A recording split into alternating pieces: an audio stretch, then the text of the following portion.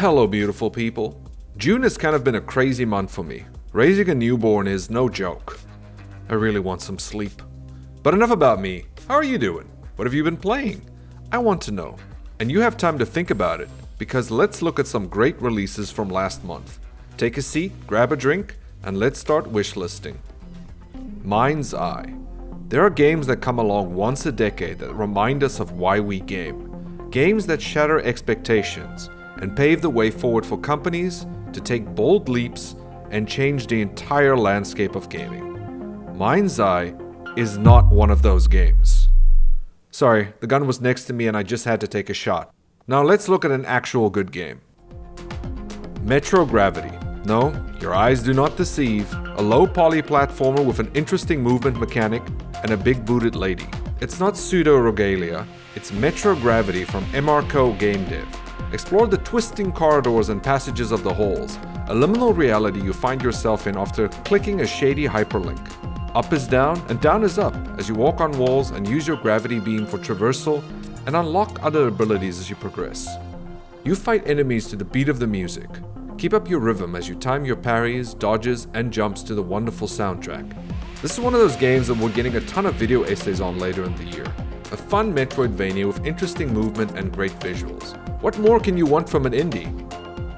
The guy in the back who said more butts? Please sir, this is a family channel. Ruffy and the Riverside. I actually played this one. It's a fun puzzle platformer / collectathon. You're Ruffy, a small furry creature that uses an interesting swap mechanic where you can copy and paste textures from objects onto others to use them in the environment or puzzles. It's a lot of fun, the movement is great, and the puzzles aren't too brain-scratchingly difficult. Something of an underlooked gem this month. Check out the video I made about it if you want to know more. For those who feel like inviting some sunshine in their lives, go on, enjoy it. Project Silverfish. At first glance you might be thinking, furry stalker? But saying that is a disservice to such a lovingly made game. Project Silverfish is from Cirrus Pendrake, whose previous game, Adaka, was a Half-Life styled FPS. Choose between 6 classes and explore a large living open world where you can delve into dark hidden dungeons and face off with hideous monsters. The most hideous being the other people, or animals, in this case. Take on quests, solve puzzles, and collect powerful artifacts to not just survive the zone, but master it. I've been putting a lot of hours into this one and can confirm, it's incredible, and the world is so large and vibrant, you'd be shocked knowing it was an indie title. After the disappointment of Chernobylite 2, it's great to see another developer pick up the Stalker-like mantle and create their own vision. If you've already finished Stalker 2 and want more, then consider giving Project Silverfish a try. It's in early access, but it has a lot of content. Cybernight's Flashpoint. Sometimes a game comes out that just seems like it should be marked AAA, just on the amount of content alone. Cybernight's comes from the Treze brothers, who have a long history of tactical RPGs, and they've peaked with their latest. For those wanting a deep story, extensive talent trees, very in-depth expansive gridless turn-based combat, and the bright lights of a cyberpunk city all in one package. Cybernight's Flashpoint is all about doing heists, gathering your team, finding some weapons, a hacker, everyone needs one of those, and building the perfect squad to walk out with the most amount of cash. There's a lot of content here for turn-based strategy fans, and the wonderful blending of it all makes Cybernight's a standout title of the year. Galactic Glitch. A fun little roguelite top-down shooter from Crunchy Leaf Games. Galactic Glitch is all about murdering other ships with your gravity gun. Throw asteroids, grab missiles mid-air, mid-space, and use your enemies' weapons against them. If all that fails, then just shoot them. Nothing beats old reliable. You fight enemies in small arenas and can use the edges of the amorphous barriers to bounce projectiles around and get a sweet ricochet shot. Essentially doing the trick shot from Armageddon, but with a bigger boom. A roguelite all about having fun fighting enemies in space, building incredibly wacky synergies while exploring the far reaches of the universe. Check it out. You know what time it is. There were once again too many games to talk about, so here's another montage of titles to take a look at.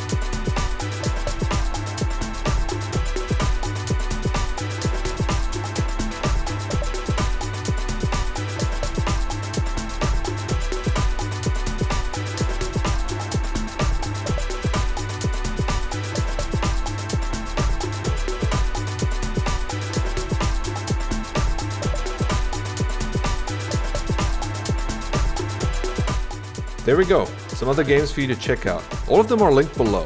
Now, onto some more titles. Nightmare Frontier. Another one I actually played and I had a lot of fun with.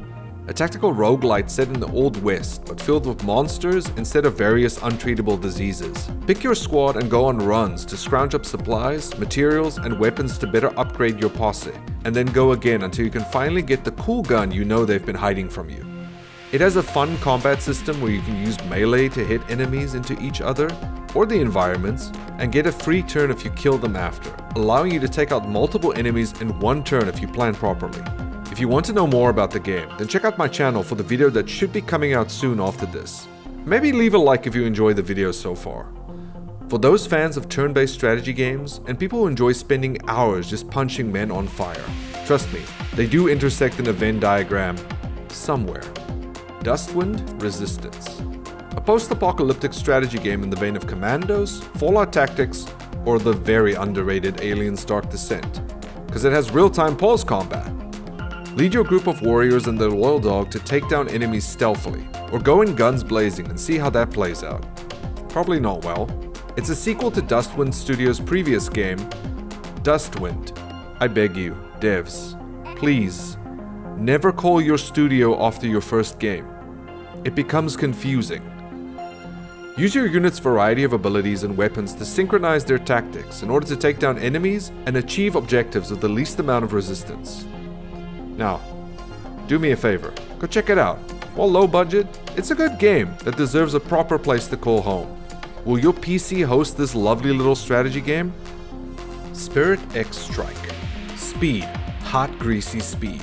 That's what Spirit X Strike is about. Wait, is that X Strike or just Cross Strike? I have no idea. Anyway, just start beating down enemies at incredible velocity, zipping around, getting off hits, and moving on. It's a real experience, the very definition of a spectacle fighter, and also the closest we're getting to being able to play any of the great Fist of the North Star games on Steam. Spirit Cross Strike is set in a post-apocalypse world that needs to be healed by the power of the fist. Thanks to the game's Spirit Mimicry system, you can easily string combos together and unleash them at will, but you'll need to learn how to master parrying and get your super strikes in to take enemies down. Check it out in early access, or wishlist it if you want to wait for the rough edges to be ironed out. Star Overdrive. Any of you ever played Trickstyle, the racing hoverboard game? Hoverboards used to be the coolest. And now they're back, baby! Star Overdrive from Caracal Games is an open-world hoverboard action game where you're saving the universe one kickflip at a time. Zip across the world, perform cool tricks, race dangerous monsters, navigate tricky terrain, and even explore a few runes in the sky. There's also combat, but honestly, who cares when you can do cool flips? There's a world for you to conquer, and have as much fun as possible doing it. Just a quick editor's note, I just found out it's not a hoverboard, it's a keytar you're riding. This might be the coolest game I've ever seen. Suit for Hire. Ending on something a little crazy, if the John Wick game was actually on the level. Suit for Hire is a frantic shooter that gives you the ability to switch between top-down and third-person angles to get that perfect kill combo. Use various weapons and CQC to take down enemies, and remember, double tap, make sure they stay down. Suit for Hire is nothing more than what it sets out to be, a fun action shooter that takes from various action films and games to just bring everyone joy.